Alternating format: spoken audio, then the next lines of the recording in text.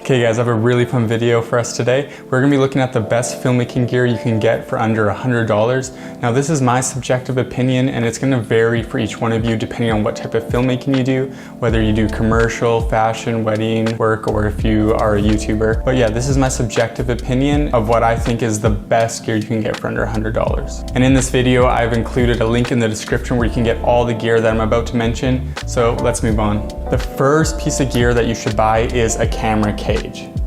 The reason why you want a cage for your camera is that it gives you the ability to mount many different camera accessories such as a microphone, a top handle, a monitor, pretty much anything else that you would want to mount. There are quite a few different companies that make camera cages. My personal favorite is Small Rig.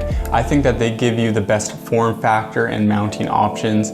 But there's also U-Rig or Magic Rig. But yeah guys, a camera cage is super essential for filmmaking. Gear essential number 2 is an on-camera microphone.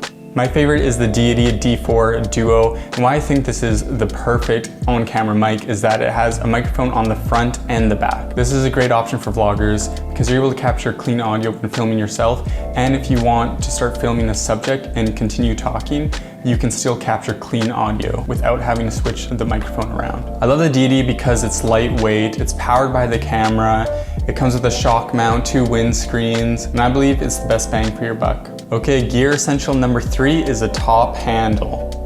I cannot stress enough how important it is to have a top handle as a filmmaker. It gives you a lot more mobility and more mounting options.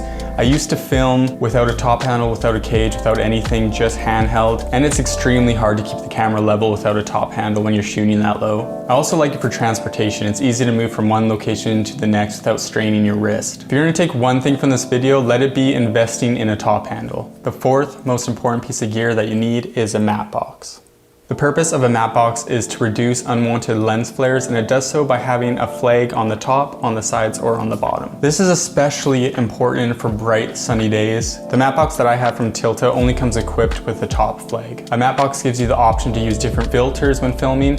For me, I already had a variable ND filter before I purchased the matte box, so I created a video as to how I was able to use a variable ND filter with the Tilta Mini matte box, and you can watch that here.